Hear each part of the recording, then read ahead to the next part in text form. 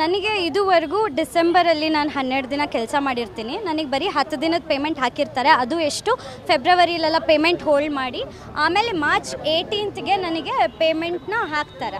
So March 18th ಬರೋದು ನನಗೆ 10 ದಿನದ ಪೇಮೆಂಟ್ ಬಂದಿರುತ್ತೆ, 2 ದಿನದ ಬಂದಿರಲ್ಲ. ಅದ್ರದ್ದು ಬಗ್ಗೆ ನಾನು ಡೈಲಿ ಫಾಲೋ ಅಪ್ ಮಾಡ್ತಾ ಇರ್ತೀನಿ ಮ್ಯಾನೇಜರ್ಗೆ.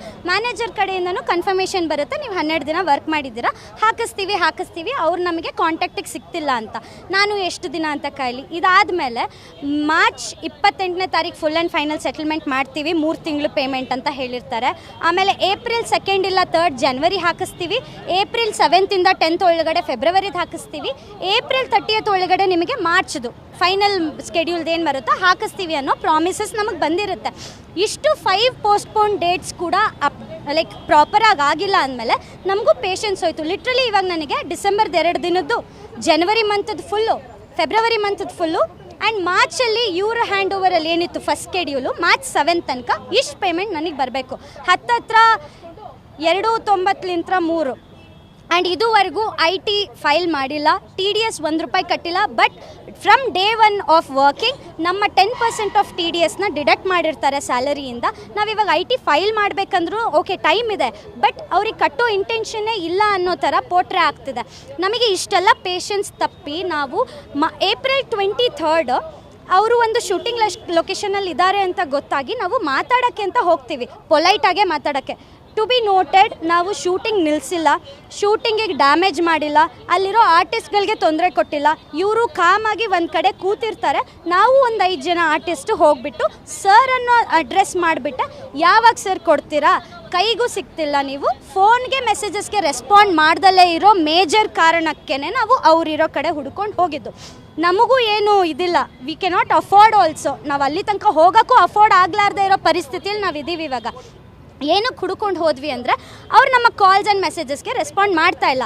ಅವ್ರು ಹೇಳ್ತಾರೆ ನಾವು ಆರ್ಟಿಸ್ಟ್ಗಳ ಜೊತೆ ಕಾಂಟ್ಯಾಕ್ಟ್ ಇಟ್ಕೊತಾ ಇಲ್ಲ, ಶೋ ಬಿಟ್ಟು ಬಂದಮೇಲೆ ನಾವೇನೇ ಇದ್ರೂ ಚಾನಲಿಗೆ ಕಮ್ಯುನಿಕೇಟ್ ಮಾಡ್ತೀವಿ, ಚಾನಲ್ ನಿಮಗೆ ಕಮ್ಯುನಿಕೇಟ್ ಮಾಡುತ್ತೆ. ಸೊ ನಮಗೆ ಚಾನಲ್ ಕಮ್ಯುನಿಕೇಟ್ ಮಾಡಿರೋದು ಏನಂದರೆ ಈಗ ಹೇಳಿದ್ನಲ್ಲ dates 2nd 3rd 7th 10th and March end ಅಂತ ಹೇಳಿದ್ರು. ಅದು ಯಾವುದೂ ಆಗಲಾರ್ದೆ ಇರೋ ಕಾರಣಕ್ಕೇ ನಾವು ನಮ್ಮ ಅಗ್ರಿಮೆಂಟ್ ಇರೋದು ಪ್ರೊಡಕ್ಷನ್ ಹೌಸ್ ಜೊತೆ, ನಮಗೂ ಚಾನಲ್ಗೂ ಆ ಥರ ಅಗ್ರಿಮೆಂಟ್ ಏನೂ ಇಲ್ಲ. ಸೊ ನಾವೇನೇ ಪ್ರಶ್ನೆ ಮಾಡಬೇಕಂದ್ರೂ ಪ್ರೊಡಕ್ಷನ್ ಹೌಸ್ಗೆ ಪ್ರಶ್ನೆ ಮಾಡಬೇಕು. ಸೊ ಅದಕ್ಕೆ ಹೋಗಿ ಸರ್ಗೆ ಹೋಗಿ ಕೇಳಿ ಯಾವಾಗ ಹಾಕ್ತೀರಾ, ನಮಗೆ ಕಷ್ಟ ಆಗ್ತಿದೆ, 4 ತಿಂಗಳಿಂದ ತುಂಬ ಕಷ್ಟ ಆಗ್ತಿದೆ, ನೀವು ಅರ್ಥ ಮಾಡಿ. ಈ ಥರ ಸಮಸ್ಯೆನ ಚಾನಲ್ಗೆ ಹೋಗಿ ನೀವು ಕೇಳಲಿಲ್ವಾ?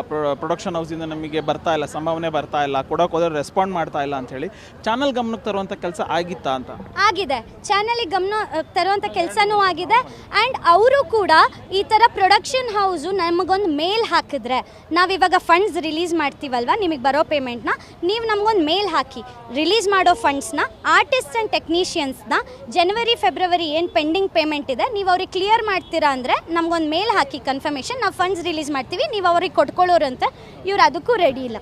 ನಾವು ಇನ್ನೊಂದು ಕೇಳಿದ್ವಿ, ಮನಿ ಕೊಡಿ ನಮಗೆ, ಇವಾಗ ನನ್ನ ಹತ್ರ ₹10 ಇಲ್ಲ ಅಂದರು. ಫೈನ್, ನಾವು ಇವಾಗೆ ದುಡ್ಡು ಕೇಳ್ತಿಲ್ಲ, ನಿಮ್ಮ ಪರಿಸ್ಥಿತಿನೂ ನಾವು ಅರ್ಥ ಮಾಡ್ಕೊತೀವಿ. ಯಾಕಂದರೆ ನಿಮ್ಮ ಮೇಲೆ ಸಾಫ್ಟ್ ಕಾರ್ನರ್ ಇರೋದಕ್ಕೇ, ನಿಮ್ಮ ಮೇಲೆ ಇಷ್ಟು ಪ್ರೀತಿ ಅಭಿಮಾನ ಇರೋದಕ್ಕೇ ನಾವು ಇಷ್ಟೊಂದು ಅಡ್ಜಸ್ಟ್ ಮಾಡಿಕೊಂಡು ಕೋಆಪ್ರೇಟ್ ಮಾಡ್ತಿರೋದು. ಮನಿ ಬೇಡ, ಪೋಸ್ಟ್ ಡೇಟೆಡ್ ಚೆಕ್ ಕೊಡಿ, ನಮಗೆ ಶ್ಯೂರಿಟಿ ಇರುತ್ತೆ, ನಮಗೆ ನಮ್ಮ ಕಾಸು ಬಂದೇ ಬರುತ್ತೆ ಅನ್ನೋ ಶ್ಯೂರಿಟಿ ಇರುತ್ತೆ. ಅಂದರೆ ಅವ್ರಿಗೆ ಇನ್ನೊಂದು ಭಯ, ಚಾನಲ್ ಅವ್ರು ನಮಗೆ ದುಡ್ಡು ಹಾಕಲಿಲ್ಲ ಅಂದರೆ ನೀವು ಹೋಗಿ ಚೆಕ್ ಹಾಕಿಬಿಡ್ತೀರಾ, ನಮಗೆ ಬೌನ್ಸ್ ಆಗಿ ಕೇಸ್ ಆದರೆ ಏನು ಅಂತ. ಸರಿ, ಆ ಭಯ ಇದ್ದರೆ ಇನ್ನೊಂದು ಆಪ್ಷನ್ ನೋಡಿದ್ವಿ, ಚಾನಲ್ ಕಡೆಯಿಂದ ಒಂದು ಮೇಲ್ ರಿಕ್ವೆಸ್ಟ್ ಮಾಡಿದ್ರು, ನೀವೊಂದು ಮೇಲ್ ಮಾಡಿದ್ರೆ ಸಾಕು ಫಂಡ್ಸ್ ರಿಲೀಸ್ ಮಾಡ್ತೀವಿ, ನಿಮಗೆಲ್ಲ ಹಾಕ್ತಾರೆ ಅಂತ. ಅವರು ಮೇಲ್ ಹಾಕೋಕ್ಕೂ ರೆಡಿ ಇಲ್ಲ, ಯಾವುದಕ್ಕೂ ರೆಡಿ ಇಲ್ಲ. ಸರಿ ಆಯಿತು, 25ನೇ ತಾರೀಕು ಏಪ್ರಿಲ್ಗೆ ನೀವು ಹೆಂಗೆ ಕಮಿಟ್ ಆಗಿದ್ದೀರೋ ಹಂಗೆ ಕೊಡ್ತೀರಾ ಅಂತ ಕೇಳಿದಾಗ್ಲೂ ಅವರು ಹ್ಞೂ ಅಂತ ಕನ್ಫರ್ಮೇಷನ್ ಕೊಟ್ಟಿದ್ದಿದ್ರೆ ಇಲ್ಲಿ ತನಕ ಇದು ಬರ್ತಿರ್ಲಿಲ್ಲ. ಏನಂದ್ರು ಅಂದರೆ ಚಾನಲಿಂದ ದುಡ್ಡು ಬಂದರೆ ನಾವು ಹಾಕ್ತೀವಿ ಅಂದರೆ ಅಲ್ಲಿ ಚಾನಲ್ ಅವರು ಇವ್ರು ಒಪ್ಕೊಳ್ಳೋದಕ್ಕೆ ಅವ್ರು ಕೊಡಲ್ಲ, ಇವ್ರು ಕೊಡಲ್ಲ, ಇವರಿಬ್ಬರು ಜಗ್ಲಿಂಗಲ್ಲಿ ನಮಗೆ ಅನ್ಯಾಯ ಆಗ್ತಿದೆ. ನಾವೇನು ತಪ್ಪು ಮಾಡಿದ್ರಿ? 3 ತಿಂಗಳಿಂದ ಹಗಲು ರಾತ್ರಿ ಕಷ್ಟಪಟ್ಟು ದುಡ್ದು ಫ್ಯಾಮಿಲಿ ರೆಸ್ಪಾನ್ಸಿಬಿಲಿಟಿ ಎಲ್ಲ ತೊಗೊಂಡು ಇದು ಒಂದೇ ಸೀರಿಯಲ್ನ ಜಾಬ್ ಅಂತ ನಂಬ್ಕೊಂಡು ಇದರಿಂದನೇ ಬ್ರೆಡ್ ಆ್ಯಂಡ್ ಬೆಟರ್ನ ಅರ್ನ್ ಮಾಡ್ತಾ ಇರೋ ನಮ್ಮಂಥ ಬಡ ಕಲಾವಿದರಿಗೆ, ಫ್ರೆಶ್ ನ್ಯೂ ಕಮರ್ಸ್ಗೆ ಏನು ಸಹಾಯ ಆಗ್ತಿದೆ ಇದರಿಂದ? ಸಾಕಷ್ಟು ಕನಸುಗಳನ್ನು ಇಟ್ಕೊಂಡು ನೀವು ಸೀರಿಯಲಿಗೆ ಎಂಟ್ರಿ ಆಗಿದ್ದೀರಿ. ಸೊ ಮೊದಲನೇ ಪ್ರಾಜೆಕ್ಟ್ ಅಂತ ನೀವು ಹೇಳಿದ್ರಿ. ಸೊ ಮೊದಲನೇ ಪ್ರಾಜೆಕ್ಟಲ್ಲೇ ಈ ರೀತಿಯಾದಂಥ ಒಂದು ಸಮಸ್ಯೆ ಆದರೆ ಹೆಂಗೆ ಏನು ಫೀಲ್ ಆಗುತ್ತೆ ಮೇಡಮ್? ನನಗೆ ತುಂಬಾ ಬೇಜಾರಾಯಿತು. ನಾನು ಲಿಟ್ರಲಿ ಆವಾಗಲೇ ಹೇಳ್ದಂಗೆ ನಾನೊಂದು ರೆಪ್ಯೂಟೆಡ್ ಡೆಸಿಗ್ನೇಷನಲ್ಲಿ ವರ್ಕ್ ಮಾಡ್ತಿದ್ದವಳು IT ಕಂಪ್ನಿಯಲ್ಲಿ. ಅವ್ರಿಗೆಲ್ಲ ಚಾಲೆಂಜ್ ಮಾಡಿ ನನ್ನ ಪ್ಯಾಷನ್ನ ಪರ್ಸ್ಯೂ ಮಾಡಬೇಕು ನಾನು ಅಂತ ಲಾಸ್ಟ್ ಇಯರ್ January 2025 ನಾನು ಕ್ವಿಟ್ ಮಾಡಿ ಈಚೆ ಬರ್ತೀನಿ. ಫುಲ್ ಟೈಮ್ ಆರ್ಟಿಸ್ಟ್ ಆಗಿ ನಾನು ಈ ಇಂಡಸ್ಟ್ರಿಗೆ ಡೆಡಿಕೇಟ್ ಮಾಡಿರ್ತೀನಿ ನನ್ನ ಒಂದು ಲೈಫ್ನ. ಫುಲ್ ಹಗಲು ರಾತ್ರಿ ಲುಕ್ ಟೆಸ್ಟ್ಗಳು ಕೊಡೋದು, ಆಡಿಷನ್ಸ್ ಕೊಡೋದು, ಎಲ್ಲ ಡಿಪ್ರೆಸ್ ಆಗೋದು, ಆ ಚಾನ್ಸಸ್ ಸಿಗುತ್ತಾ ಇಲ್ವಾ, ಮುಂದೆ ಏನು ಜೀವನ ಅಂತ ಎಲ್ಲನೂ ಯೋಚನೆ ಮಾಡಿ ಲಾಸ್ಟಿಗೆ ಒಂದು ಕಾಲ್ ಬರುತ್ತೆ ಮೇಯಲ್ಲಿ. ಇವಾಗಲೂ ಹೇಳ್ತೀನಿ, ಈ ಪ್ರೊಡಕ್ಷನ್ ಹೌಸಿಂದನೇ ನನಗೆ ಚಾನ್ಸ್ ಸಿಕ್ಕಿರೋದು. ಇವಾಗ್ಲೂ I am really very grateful, thankful, privileged ನನಗೆ ಈ ಚಾನ್ಸ್ ಕೊಟ್ಟಿದ್ದಕ್ಕೆ, ಈ ರೋಲ್ ಕೊಟ್ಟಿದ್ದಕ್ಕೆ. ನಾನು ತುಂಬ ಮನಸ್ಫೂರ್ತಿಯಾಗಿ ಗೀತಾ ಅನ್ನೋ ಪಾತ್ರನ ನಿಭಾಯಿಸಿದ್ದೆ. ಬಟ್ ಪೇಮೆಂಟೇ ಬಂದಿಲ್ಲ ಅಂದರೆ ಬೇಸಿಕ್ ನೆಸೆಸಿಟಿ ಎಷ್ಟೇ. ಈಗ ಒಂದು ಮಾತು ಹೇಳಿದ್ರೆ ನಿಭಾಯಿಸಿದ್ದೆ ಅಂತ ಹೇಳಿದರೆ, ಸೊ ಈಗಿಲ್ವಾ?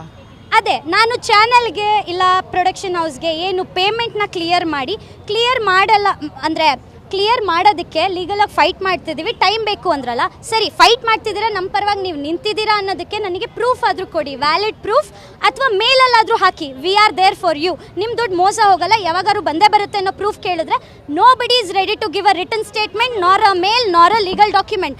ಅದಕ್ಕೆ ನಾನು ಸ್ಟೆಪ್ ಬ್ಯಾಕ್ ಆದೆ. ನೀವು ನನಗೆ ನಿಮ್ಮ ಮೇಲೆ ನಂಬಿಕೆ ಇಲ್ಲ. ಇವಾಗ 5 ಡೇಟ್ಸ್ನ ಮುಂದೂಡಿಸ್ಬಿಟ್ಟು ಇವಾಗ ನನಗೆ ನಿಮ್ಮ ಮೇಲೆ ಕಂಪ್ಲೀಟ್ಲಿ ಹೋಪ್ಸೇ ಇಲ್ಲ. I have lost complete hopes and patience. Trust issues ಆಗಿದೆ ನನಗೆ. ಸೊ ನೀವು ನನಗೆ ಇದನ್ನು ಯಾವುದನ್ನು ಕೊಡಲ್ಲ ಅಂದರೆ ನನಗೆ ಬರೋಕ್ಕಾಗಲ್ಲ ಅಂತ ಅಂದಿದ್ದು ನೆಕ್ಸ್ಟ್ ಮೂಮೆಂಟೇ ನನ್ನ ಕ್ಯಾರೆಕ್ಟರ್ ರೀಪ್ಲೇಸ್ ಆಯಿತು. ಇವಾಗ ಇನ್ನೊಬ್ರು ಬಂದು ಆರಾಮಾಗಿ ಮಾಡ್ತಿದ್ದಾರೆ. No blame on them, because ಅವ್ರಿಗೆ ಶೋ ರನ್ ಆಗಬೇಕು. ಒಬ್ರು ಕ್ಯಾರೆಕ್ಟರ್ ಇಲ್ಲ ಅಂದರೆ ಅವ್ರು ರೀಪ್ಲೇಸ್ ಮಾಡ್ತಾನೆ ಇರ್ತಾರೆ. ಇವಾಗ ನಿಮಗೆ ರೀಸನ್ಸ್ ಗೊತ್ತಾಗುತ್ತೆ. ಕೆಲವೊಂದು ಶೋಸಲ್ಲಿ ಏನಕ್ಕೆ ಟಕ್ ಅಂತ ಆರ್ಟಿಸ್ಟ್ಗಳು ರೀಪ್ಲೇಸ್ ಆಗ್ತಾರೆ ಅಂದರೆ ಧ್ವನಿ ಎತ್ತೋ ಆರ್ಟಿಸ್ಟ್ಗಳನ್ನ ಈ ಥರ ಮಾಡ್ತಾರೆ. ಆ್ಯಂಡ್ ಇನ್ನೊಂದು, ನಾವು ಬೇರೆಯವ್ರ ಆರ್ಟಿಸ್ಟ್ ಯಾಕೆ ಮಾತಾಡ್ತಿಲ್ಲ, ನಾನು ಒಬ್ಬಳೇ ಮಾತಾಡ್ತಾ ಇದ್ದೀನಿ ಅಂದರೆ ನನಗಿವಾಗ ಸಿಕ್ಕಾಪಟ್ಟೆ ನೋವಾಗಿದೆ. ನಾನು ಇದು ಒಂದನ್ನೇ ನಂಬ್ಕೊಂಡು ಜೀವನ ಮಾಡ್ತಿರೋಳು, ಇದನ್ನೇ ಬಿಟ್ಟು ಬಂದಿದ್ದೀನಿ ಅಂದರೆ ಎಷ್ಟು ಡಿಸ್ರೆಸ್ಪೆಕ್ಟ್ ಆಗಿದೆ ನನಗೆ. ಒಬ್ಬ ಆರ್ಟಿಸ್ಟ್ಗೆ ಬೆಲೆ ಇಲ್ಲ, ವ್ಯಾಲ್ಯೂ ಇಲ್ಲ ಅಂದರೆ ಅಲ್ಲಿ ಇದ್ದಾದರೂ ನನಗೇನು ಪ್ರಯೋಜನ ಅಂತ ನನಗೆ ಅನ್ನಿಸ್ತು. ಒಂದು ದುಡ್ಡು ಇಸ್ಕೋಬೇಕು, ನನಗೆ ಇಲ್ಲಿ ನಿಮ್ಮ ಹೆಲ್ಪ್ ಸಿಗುತ್ತೆ ಅಂತಲೇ ಧೈರ್ಯದಿಂದ ನಾನಿಲ್ಲಿ ಬಂದಿರೋದು. ನಾವು ಕನ್ನಡದಲ್ಲಿ ಬೆಳಿಬೇಕು, ಕನ್ನಡದಲ್ಲೇ ಉಳಿಬೇಕು ಅಂತ ಅಂದ್ಬಿಟ್ಟು ಎಷ್ಟು ಕನ್ಸು ಕಂಡ್ಕೊಂಡು ಇದರಲ್ಲಿ ನಾವು ಎತ್ತರಕ್ಕೆ ಬೆಳಿಬೇಕು, ಆ ಲೆವೆಲ್ಗೆ ಹೋಗಬೇಕು ಅಂತ ಎಷ್ಟೊಂದು ಕನ್ಸು ಕಂಡ್ಕೊಂಡು ಬಂದಿರ್ತೀವಿ. ನೀವೆಲ್ಲ ಹೀಗೆ ನಮ್ಮ ಚಿಕ್ಕ ಪುಟ್ಟ ಜೀವನನೇ ತುಳಿದ್ಬಿಟ್ರೆ, ಡೈಲಿ ತಿನ್ನೋದಕ್ಕೂ ನಮಗೆ ಆಗಲ್ಲ ಅನ್ನೋ ಥರ ಗತಿಗೆ ತಂದುಬಿಟ್ರೆ ನಾವು ಎಲ್ಲಿ ಹೋಗಬೇಕು? ಅದಕ್ಕೆ ನೀವು ನೋಡ್ತೀರಾ ಬೇರೆ ಕಡೆ ಎಲ್ಲ ಹೋಗಿ ಕೆಲಸ ಮಾಡ್ತಾರೆ, ನೀವು ಸುಮ್ಮನೆ ಕೂತ್ಕೊಂಡು ಹೇಳ್ತೀರಾ ತೆಲುಗುಗೆ ಹೋದ್ರು, ತಮಿಳ್ಗೆ ಹೋದ್ರು, ಅಲ್ಲೋದ್ರು. ಪ್ರಿವಿಲೇಜ್ ಎಲ್ಲೆಲ್ಲಿ ಚೆನ್ನಾಗಿರುತ್ತೆ ಅಲ್ಲಲ್ಲಿ ಆರ್ಟಿಸ್ಟ್ಗಳು ಕೆಲಸ ಮಾಡ್ತಾರೆ ಸರ್.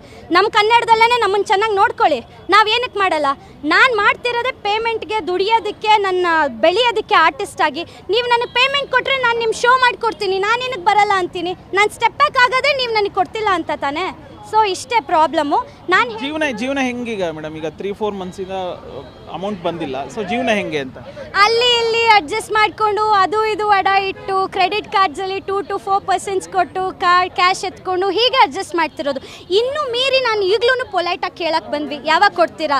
ಇಲ್ಲ, ನೀವು ಅವತ್ತು 5 ಜನ ನಮ್ಮ ಜೊತೆ ಜಗಳ ಆಡಿದ್ರಿ, ನಮ್ಮ ಮೇಲೆ ದಾಳಿ ಮಾಡಿದ್ರಿ, ಅದಕ್ಕೆ ನಾನು ನಿಮಗೆ ಕೊಡೋಕ್ಕಾಗಲ್ಲ ಅಂತ ಅಂದರು. ಯಾವಾಗ ಕೊಡ್ತೀರಾ ಅಂದ್ರೂ ಸೋ ಆ್ಯಂಡ್ ಸೊ ಡೇಟ್ ಹೇಳಿದ್ರು, but they are not sure full amount clear ಮಾಡ್ತಾರೆ. ನನಗೆ ಲಿಟ್ರಲಿ ಪೇಷನ್ಸ್ ಇಲ್ಲ ಅಲ್ಲಿ ತನಕ ಕಾಯೋದಕ್ಕೆ. ನನ್ನ ಕಮಿಟ್ಮೆಂಟ್ಸ್ ನನಗೆ they are hanging on my next, ಆಗೋದಿಲ್ಲ ಇನ್ನು. ನನಗೆ ಎಷ್ಟು ಕಮಿಟ್ಮೆಂಟ್ ಇದೆ ಅಂದರೆ I am taking care of my family, I am taking care of my self here in Bangalore. ನನ್ನ ಸಿಸ್ಟರ್ಸ್ ಎಜುಕೇಷನ್ನು, ಹೆಲ್ತ್ ಇಶ್ಯೂಸ್, ಫ್ಯಾಮಿಲಿಯಲ್ಲಿ ನಡೀತಿರೋದು, ಡೆಪ್ಟ್ಸು ಎಲ್ಲ ನಾನೇ ನೋಡ್ಕೊತಿರೋದು. ನನ್ನ ತಲೆ ಮೇಲೆ ಇದೆ ಅಂದಮೇಲೆ ನನ್ನ ಸ್ಯಾಲರಿ ಇಲ್ದಿರೋ ಕೆಲಸ ಮಾಡಿ ಏನು ಪ್ರಯೋಜನ ಇದಕ್ಕೆ? ಇದನ್ನು ಧ್ವನಿ ಎತ್ತಲಿಲ್ಲ ಅಂದರೆ ಬೇರೆ ಆರ್ಟಿಸ್ಟ್ಗೂ ಇದೇ ಥರ ಅನ್ಯಾಯ ಆದರೆ ಯಾರು ಕೇಳ್ತಾರೆ? ಈಗ ಧ್ವನಿ ಎತ್ತಕ್ಕೆ ಆರ್ಟಿಸ್ಟ್ಗಳು ಬರ್ದಾರೆ ಇರೋದಕ್ಕೆ ಕಾರಣನೇ ಅವ್ರನ್ನ ತುಳಿತಾರೆ. ನೆಕ್ಸ್ಟ್ ಫ್ಯೂಚರ್ ಅವ್ರದ್ದು ಹಾಳಾಗುತ್ತೆ, ಹಾಳು ಮಾಡ್ತಾರೆ, ಎಲ್ಲೂ ಕರೆದು ಅವಕಾಶ ಕೊಡಲ್ಲ ಅನ್ನೋ ಭಯ ಹುಟ್ಟಿಸಿರ್ತಾರೆ, ಅದಕ್ಕೆ ಬರಲ್ಲ. But I am like I have to voice out. ಇದು ಗೊತ್ತಾಗಬೇಕು. ಅಫೋರ್ಡೆಬಿಲಿಟಿ ಇಲ್ಲ, ನಮ್ಮ ಕೈಲಿ ಆಗಲ್ಲ ಅನ್ನೋ ಪ್ರೊಡಕ್ಷನ್ ಹೌಸಸ್ಗೆ ಈ ಥರ ಚಾನ್ಸ್ ಕೊಟ್ಟು ನಮ್ಮ ಆರ್ಟಿಸ್ಟ್ ಹೊಟ್ಟೆ ಮೇಲೆ ಹೊಡೆಯೋಕ್ಕೆ ಹೋಗಬೇಡಿ. ಇದು ಎಲ್ಲರಿಗೂ ಪಾಠ ಆಗಬೇಕು. ಇದು ಬೆಳಕಿಗೆ ಬಂದ್ರೇ ಇಂಥದ್ದು ನಡೀತಿದೆ ಅಂತ ಗೊತ್ತಾಗೋದು. ನೀವು ಈಸಿಯಾಗಿ ಹೇಳ್ತೀರಾ ರೀಪ್ಲೇಸ್ ಆಗಿಬಿಟ್ರು ಅಂತ, ನಿಮಗೆ ಬ್ಯಾಕ್ ಸ್ಟೋರಿ ಏನು ಗೊತ್ತಿರಲ್ಲ. So I wanted to tell you my story. ಯಾರು ಬಂದು ನನಗೆ ಕೇಳಿಲ್ಲ ಗೀತಾ ಯಾಕೆ ನೀನು ರೀಪ್ಲೇಸ್ ಆದೆ ಅಂತ. ಕೆಲವ್ರು ಹೇಳ್ಕೊಂಡ್ರು ವಿ ವಾಂಟೆಡ್ ಯು, ಏನಕ್ಕಾದ್ರಿ ಗೊತ್ತಿಲ್ಲ reason. I wanted to tell you the reason, this is why. ನನಗೆ ಅನ್ಯಾಯ ಆಗಿದೆ, ಆ ನ್ಯಾಯ ಕೇಳಕ್ಕೆ ಬಂದಿದ್ದಕ್ಕೆ ದಬ್ಬಾಳಿಕೆ ಮಾಡ್ತಿದ್ದೀವಿ ಅಂತ ನಮ್ಮ ಮೇಲೆ ನೋಟಿಸ್ ಕಳಿಸೋದಾಗಿರಲಿ, ನಮ್ಮ ಮೇಲೆ ಫಾಲ್ಸ್ ಅಲಿಗೇಷನ್ಸ್ ಮಾಡೋದಾಗಿರಲಿ ಮಾಡ್ತಾ ಇದ್ದಾರೆ. ನಮ್ಮ ದುಡ್ಡನ್ನ ನಮಗೆ ಕೊಟ್ಬಿಡಿ, ನಾವು ಸೈಲೆಂಟ್ ಆಗಿಬಿಡ್ತೀವಿ ಅಷ್ಟೇ.